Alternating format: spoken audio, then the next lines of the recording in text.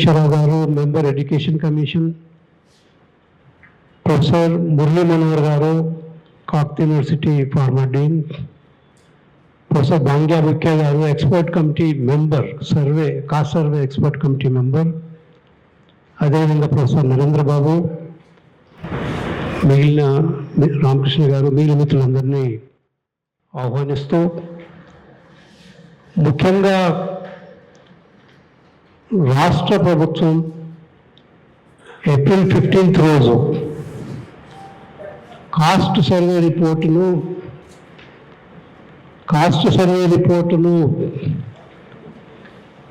Release చేసింది.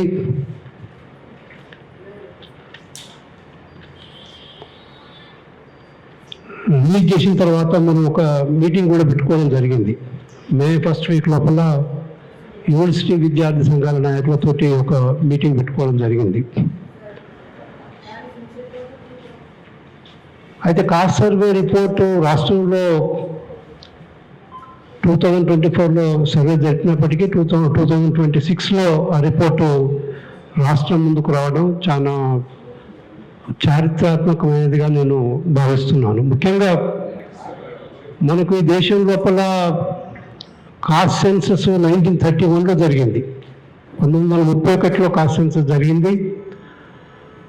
దాని తర్వాత పార్షియల్గానే సెన్సస్ జరుగుతున్నది. పూర్తి కాస్ట్ సెన్సస్ అనేది దేశం లోపల జరగటం లేదు.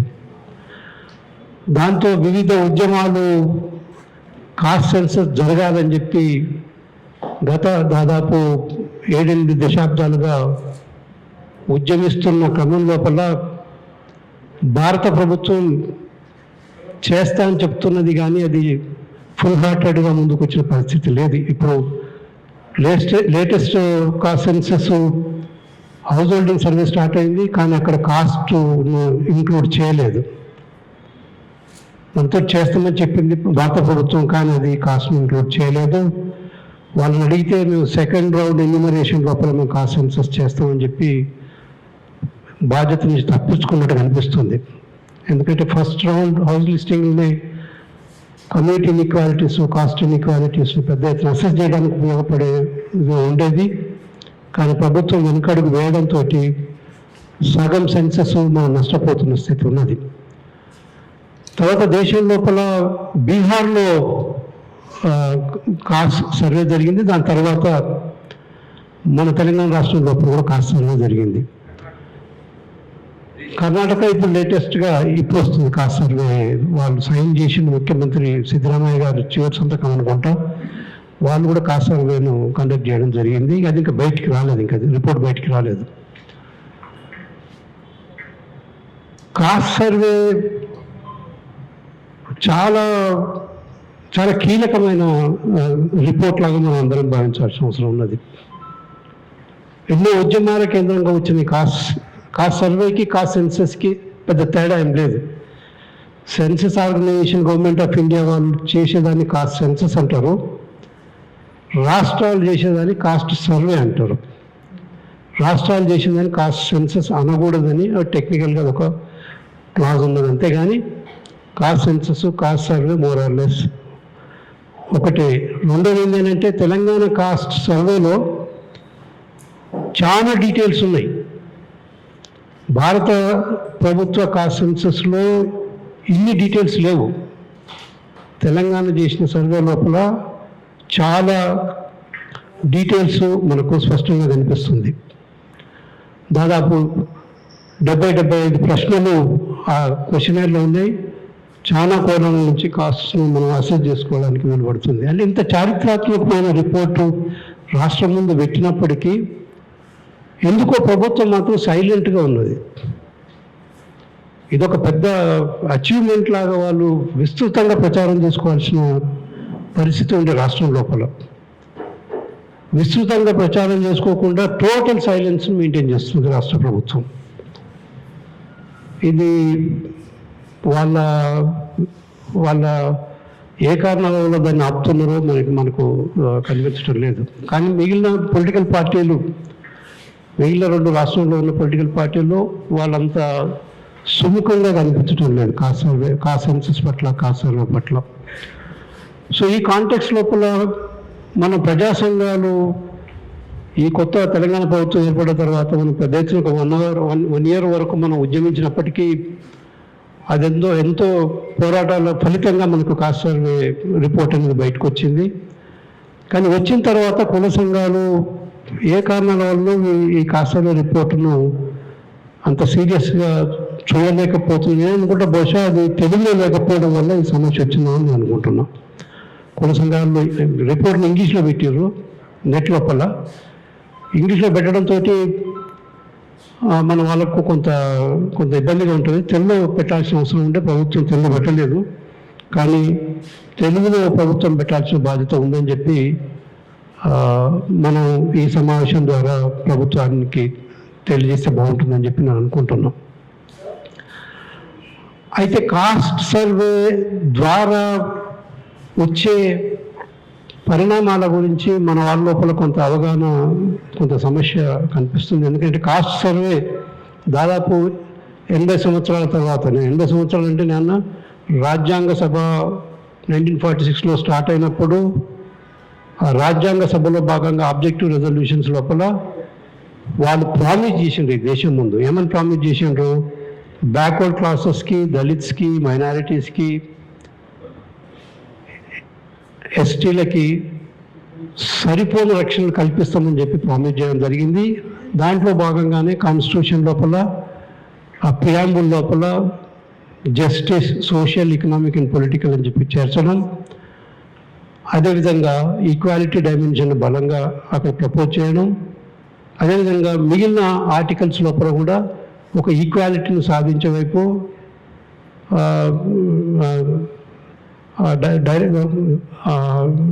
State policy fundamentals of directive principles of state policy, directive principles of state పాలసీలో భాగంగా చాలా సోషల్ జస్టిస్ సంబంధించిన అంశాలు ఆర్టికల్స్ చేర్చడం జరిగింది. దాంట్లో భాగంగానే అది జస్టిసియబుల్ అంటే కోర్టు మనం కొట్లాడే డైమెన్షన్ కాదు, కానీ ప్రభుత్వం మీద ఒక మ్యాండేట్ లాగా ఉంటుంది, బాధ్యత ఉంటుంది. ప్రభుత్వం ఆ డైరెక్టివ్ ప్రిన్సిపల్స్లో భాగంగా ప్రభుత్వం గమనించాల్సిన అవసరం ఉండే. మరి ఏ మేరకు వాళ్ళు సక్సెస్ అయినరు, ఏ మేరకు ఈక్వాలిటీ అనేది మనం అచీవ్ చేసుకోగలిగాం ఈ దేశం లోపల, ఈ రాష్ట్రం లోపల తెలుసుకోవడానికి ఇది ఒక మేజర్ ఒక ఆస్పెక్ట్ లాగా మనం గుర్తించాల్సిన. కాస్ట్ సర్వే అనేది ఈ గత 80 సంవత్సరాలుగా ఏ మేరకు సామాజిక న్యాయం జరిగింది, అదేవిధంగా ఆర్థిక న్యాయం జరిగింది, అదేవిధంగా రాజకీయ న్యాయం జరిగింది, ఈక్వాలిటీని, సమానత్వాన్ని ఏ మేరకు మనం అచీవ్ చేసినాం అనేది తెలుసుకోవడానికి ఈ కాస్ట్ సర్వే రిపోర్ట్ మనకు బాగా ఉపయోగపడుతుందని చెప్పి నేను ఫీల్ అవుతున్నాను. అయితే కాస్ట్ సర్వేని ఒకసారి ఎగ్జామిన్ చేస్తే, కపుల్ ఆఫ్ క్వశ్చన్స్ మనం ఎగ్జామిన్ చేస్తే, ఒకటి ప్రధానంగా కొంత డిస్టర్బింగ్గా ఉంది ఏంటంటే కులాల జనాభాను ప్రాపర్గా ప్రజెంట్ చేయలేదు అనేది ఒక కంప్లైంట్ అయితే అన్ని కుల సంఘాల నుంచి, కుల నాయకత్వం నుంచి వస్తున్న డిమాండ్. అది మీరు కాస్ట్ తగ్గించరు అనేది. ఒకవైపు కుల సంఘాల అసెస్మెంట్ ఒకటి ఉన్నది, మా కమ్యూనిటీ ఇంత ఉంటుంది, రాష్ట్రం లోపల ఎంత పర్సెంట్ ఉంటుంది, 10 ఉంటుంది, 8 ఉంటుంది, 5 ఉంటుంది, 15 ఉంటుంది, వాటెవర్ రకరకాల రూపాల్లో ఒక అసెస్మెంట్ ఉన్నది. కానీ ఆ అసెస్మెంట్కు అదొక ఎస్టిమేషన్ లాంటిదే, కానీ దానికి ఒక బేసిస్, సైంటిఫిక్ బేసిస్, శాస్త్రీయ బేసిస్ అనేది దానికి లేదు. కాకపోతే కొంతమేరకు ఆ ఆర్గ్యుమెంట్కు ఉపయోగపడేది 2014 లోపల సమగ్ర కుటుంబ సర్వే జరిగింది రాష్ట్రం లోపల. సమగ్ర కుటుంబ సర్వే లోపల కొంత డేటా బయటకు వచ్చింది. సరే, ఒకవేళ ఆ డేటాను మనం అంటే ప్రభుత్వం బయట పెట్టలేదు, కానీ కొన్ని రూపాల్లో ఆ డేటా అనేది బయటకు వచ్చింది. ఆ డేటా బయటకు వచ్చి ఆ డేటా కొంత మనకు తెలుసు కాబట్టి ఇప్పుడు 2026లో వచ్చిన డేటాను కంపేర్ చేసినప్పుడు 2026లో డేటాను కంపేర్ చేసేసరికల్లా చాలా సమస్యలు కనపడుతున్నాయి. ఇక్కడ ప్రధానంగా 2-3 అంశాలు మనం చూడాలనుకుంటే, 2014లో బ్యాక్వర్డ్ క్లాసెస్ 51% ఉందని చెప్పి ఆ రోజు ఆ ప్రభుత్వంలో బాగా చెప్పడం జరిగింది. అంటే మైనారిటీస్లో ఉన్న బ్యాక్వర్డ్ క్లాసెస్ కాక, ముస్లిం మైనారిటీ బ్యాక్వర్డ్ క్లాసెస్ కాకనే మిగిలిన హిందూ బ్యాక్వర్డ్ క్లాస్ 51% ఉందని చెప్పింది. ఒకవేళ మైనారిటీస్లో ఉన్న బ్యాక్వర్డ్ క్లాసెస్ని కలిపితే మనం 61% ఉందని చెప్పి అదే ఆ ప్రభుత్వ లెక్కలనే మనకు స్పష్టంగా కనిపిస్తుంది. అరౌండ్ 61-62% బ్యాక్వర్డ్ క్లాసెస్ ఈ రాష్ట్రం లోపల ఉన్నారు అని చెప్పి ఇంతకుముందు వచ్చిన సర్వే రిపోర్ట్ మనకు చెప్తున్నది. కానీ ఇప్పుడు వచ్చిన సర్వే రిపోర్ట్ లోపల వీళ్ళేం చెప్తున్నారు, హిందూ బ్యాక్వర్డ్ క్లాసులు 46% అని చెప్తున్నారు. 51% అని చెప్పి ఇంతకుముందు ఉన్న ప్రభుత్వ లెక్కలు చెప్తుంటే ఈ కొత్తగా వచ్చిన డేటా లోపల అది 46 అని చెప్పడం జరుగుతుంది. అంటే దాదాపు 5% పాపులేషన్ను తగ్గించినట్టు స్పష్టంగా అనిపిస్తుంది. అది మనకు రిజల్ట్స్ చూస్తాం. మనం 2014లో వచ్చిన బ్యాక్వర్డ్ క్లాసెస్ జనాభాను చూస్తే అది 2 crores 14 lakhs పాపులేషన్ అని చెప్పి ఆ జనాభా చెప్తున్నది. 2 crores 14 lakhs. ఈరోజు తెలంగాణ ప్రభుత్వం 26లో వచ్చే డేటా చూస్తే 2 crores అని చెప్తున్నది. 2 crores మాత్రమే బ్యాక్వర్డ్ క్లాసెస్ జనాభా ఉందని చెప్తున్నది. అంటే దాదాపు 14 lakhs ఆ లెక్కల ప్రకారమే బ్యాక్వర్డ్ క్లాసెస్ జనాభా తగ్గిందని స్పష్టంగా అనిపిస్తుంది. ఒకటి. రెండోది ఏంటంటే కొన్ని కులాలు ఇప్పుడు ఆ రోజు ఫార్వర్డ్ కాస్ట్ 7% ఉందని చెప్పి సమగ్ర కుటుంబ సర్వే చెప్పింది. కానీ ఈరోజు మన ముఖ్యమంత్రి గారు చెప్తున్నది 15.9% అని చెప్తున్నారు. అది ఎట్లా పాసిబుల్ అవుతున్నది? 7% ఉన్న ఫార్వర్డ్ కాస్టు ఈరోజు 15.9% ఎట్లా అవుతుందని చెప్పి అది సీరియస్గా కుల సంఘాల మధ్య పెద్ద డిబేట్ అవుతున్న అంశం. అదేవిధంగా ఒకవేళ జనాభాను కులాల వారిగా జనాభాను చూస్తే రెడ్ల జనాభా 2014లో భాగంగా 10 lakhs ఉన్నట్టు చెప్తుంది. 10.9 lakhs అంటే లేటెస్ట్ 11 lakhs ఉన్నట్టు ఆ జనాభా చెప్తున్నది. ఆ లెక్కలు చెప్తున్నాయి. కానీ ఈరోజు ఉన్న ఈ ప్రభుత్వం 2026 ఇచ్చిన జనాభా లెక్కలు ఏం చెప్తున్నారంటే 17 లక్షలు రెడ్లు ఉన్నారని చెప్తున్నారు. 11 లక్షలు ఉన్నదేమో ఆ ప్రభుత్వం చెప్పింది అరౌండ్ 11 lakhs అని. ఈ రోజు వచ్చిన దాంట్లో 17 లక్షలు ఉన్నాయని చెప్పడం జరుగుతున్నది.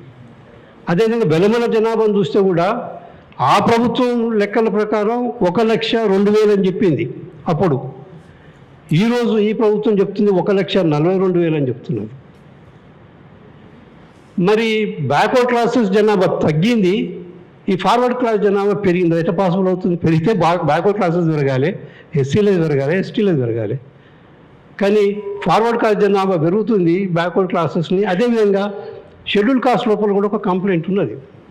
మన మారా విద్యార్థి సంఘం నాయకత్వం వాళ్ళు మాట్లాడుతూ మరి 40,000 50,000 జనాభా తగ్గినట్టు చూపించారు, ఎట్లా చూపించారని చెప్పి ప్రశ్నించడం జరుగుతుంది.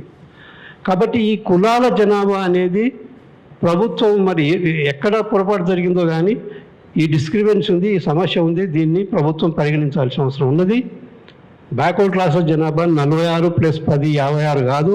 ముస్లిం బ్యాక్వర్డ్ క్లాసెస్ 10%, హిందూ బ్యాక్వర్డ్ క్లాసెస్ 46%, మొత్తం కలిపితే 56 అని ప్రభుత్వం చెప్తుంది. 56 కాదు, మనం 60-62% కంటే తక్కువ లేము ఈ రాష్ట్రం లోపల. అది ప్రభుత్వం గమనించాల్సిన అవసరం ఉంది. వాళ్ళు చెప్పే 15.7% అనేది అది సరైనది కాదు. అది ఆ ఎక్స్పర్ట్ కమిటీనే చెప్తున్నది. ఎక్స్పర్ట్ కమిటీనే స్పష్టంగా చెప్తున్నది ఇది 10% కూడా లేదు, 10 కంటే తక్కువ పర్సెంట్ ఉందని చెప్తున్నది ఫార్వర్డ్ కాస్ట్ పాపులేషన్. దానికి ముస్లిం మైనారిటీస్ని కొంత యాడ్ చేస్తే 12% దాకా వెళ్ళిపోతున్నది. అయితే 10% కంటే తక్కువ ఉన్న వాళ్ళకి 10% రిజర్వేషన్స్ ఎట్లా ఇస్తారని చెప్పి కూడా ఈరోజు రాష్ట్రంలో పెద్ద చర్చ జరుగుతున్నది. ఈడబ్ల్యూఎస్ పేరు మీద 10% లేని వాళ్ళకు 10% రిజర్వేషన్స్ ఏ విధంగా ఇస్తున్నారు? ఈ సమస్యను ప్రభుత్వం ఏ విధంగా చూస్తుందో, కానీ కుల సంఘాలు ప్రజా సంఘాలు మాత్రం దీన్ని యాక్సెప్ట్ చేయడానికి సిద్ధంగా లేరు. దీని మీద మనం డెఫినెట్గా రిపీటెడ్గా దీన్ని ప్రజల ముందు తీసుకుపోవాల్సిన బాధ్యత మనది ఉన్నది. ప్రభుత్వం దాన్ని సవరించాల్సిన బాధ్యత కూడా ఉంది. ఎందుకంటే 10% రిజర్వేషన్ అనేది ఈడబ్ల్యూఎస్లో లేదు. 10% వరకు అనేది ఉన్నది, కానీ అది 2 కావచ్చు, 5 కావచ్చు, 7 కావచ్చు, అది ఏదైనా కావచ్చు, కానీ 10% అంటే అవ్వడానికి వీల్లేదు. అది ప్రభుత్వం ఆ ఈడబ్ల్యూఎస్ను కూడా సవరించుకోవాల్సిన అవసరం ఉన్నది. దాంతోపాటు సిబిఐ స్కోర్ని ఒకసారి ఎగ్జామిన్ చేస్తే, సిబిఐ స్కోర్ని అంటే వీళ్ళు ఒకటి ఈ కమిటీ వాళ్ళు ఒక చక్కటి సిబిఐ స్కోర్ని వర్కౌట్ చేసినారు. రాష్ట్రంలో 242 కులాలు ఉన్నాయి. 242 కులాలలో దాదాపు 75% బ్యాక్వర్డ్ క్లాసెస్, బ్యాక్వర్డ్నెస్, పేదరికము, ఎక్స్ట్రీమ్లీ బ్యాక్వర్డ్నెస్లో భాగంలో ఉన్న పరిస్థితి మనకు స్పష్టంగా కనిపిస్తుంది. బాగా వెనుకబడిన తరగతులకు చెందిన వాళ్ళు 1,10,00,000 చూపిస్తే దాంట్లో 40 లక్షల మంది అంటే బీసీఏలో ఉన్న వాళ్ళంతా చాలా వెనుకబడి ఉన్నారు. న్యూమెరికల్గా కొద్దిగా నెంబర్ ఉన్న కులాలు కూడా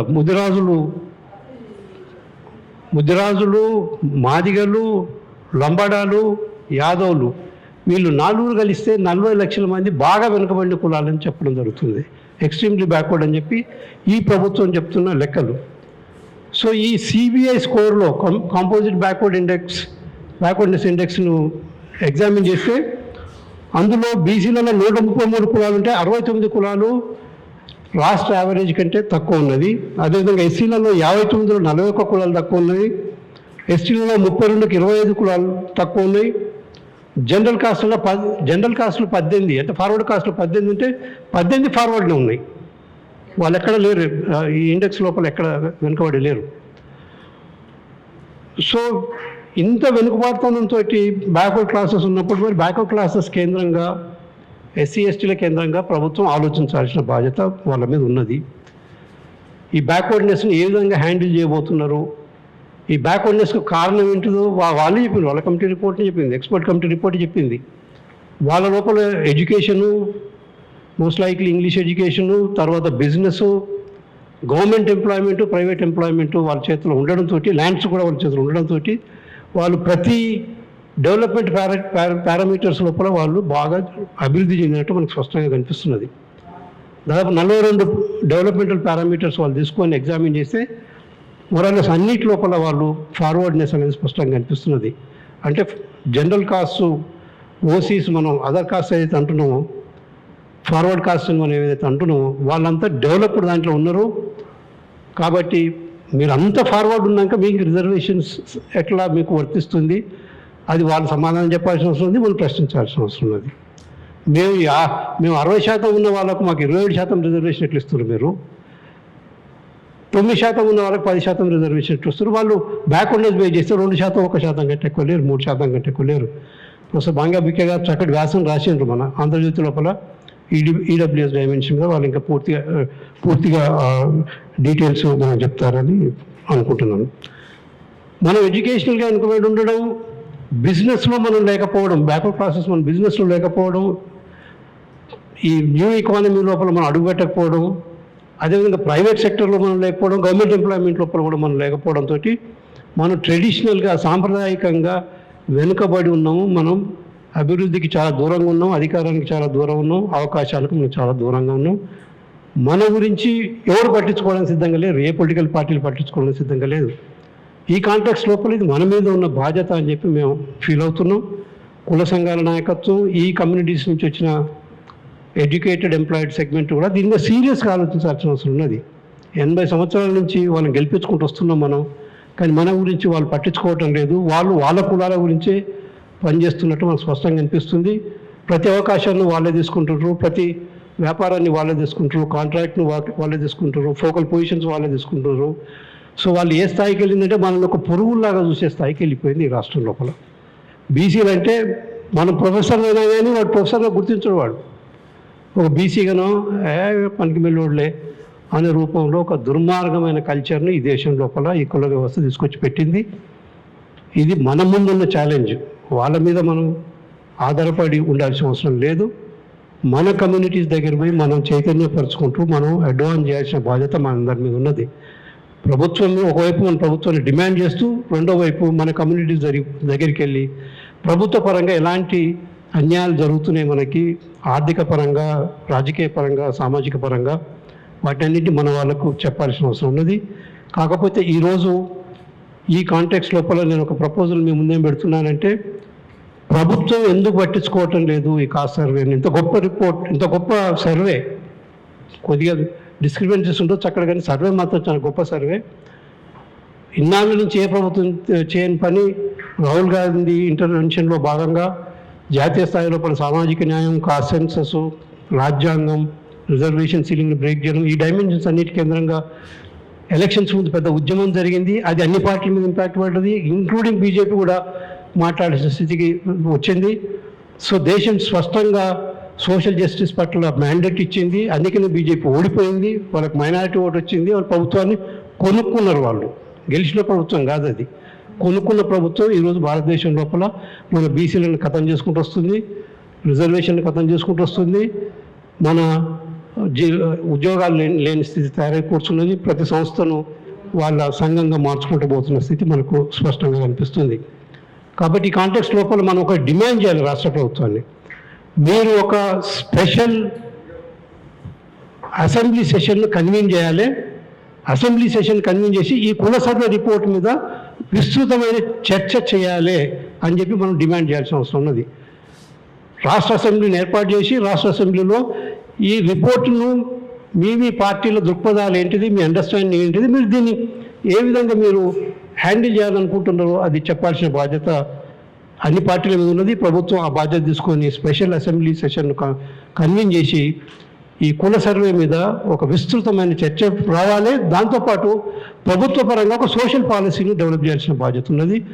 ఒక బడ్జెటరీ అలొకేషను, ప్లానింగ్ డైమెన్షన్స్ కూడా తీసుకొని ఒక టార్గెటెడ్ అప్రోచ్, ఒక 10 ఏళ్లలోనూ 5 ఏళ్లలోనూ ఈ కమ్యూనిటీస్ను ఈ సెక్టర్స్ లోపల మేము డెవలప్ చేయడానికి సిద్ధంగా ఉన్నామని చెప్పాల్సిన బాధ్యత ఉన్నది.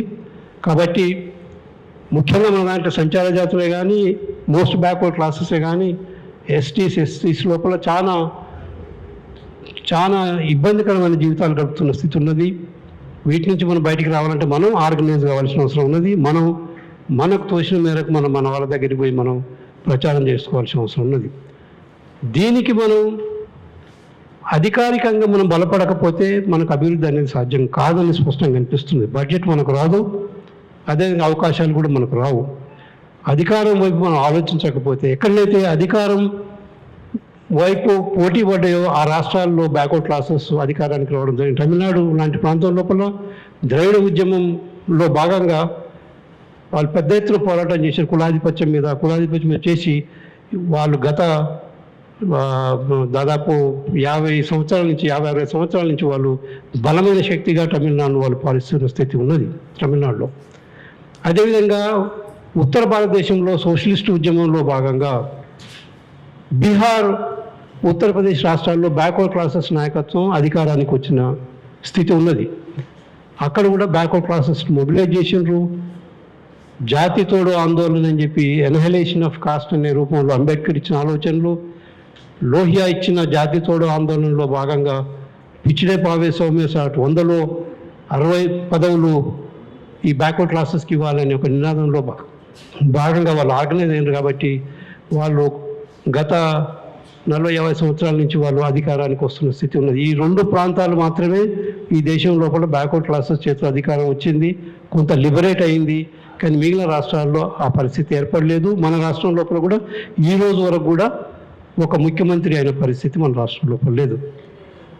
బ్యాక్వర్డ్ క్లాసెస్ నుంచి గత ఇండిపెండెన్స్ నుంచి ఈ రోజు వరకు కూడా ఒక బ్యాక్వర్డ్ క్లాస్ నుంచి ముఖ్యమంత్రి అయిన పరిస్థితి లేదు. మనం అధికారం వైపు ఆలోచించకుండా మన అభివృద్ధి అంత సులభం కాదని చెప్పి నేను ఫీల్ అవుతున్నా. అటువైపు మనం అందరం ఆలోచించాలని కోరుతూ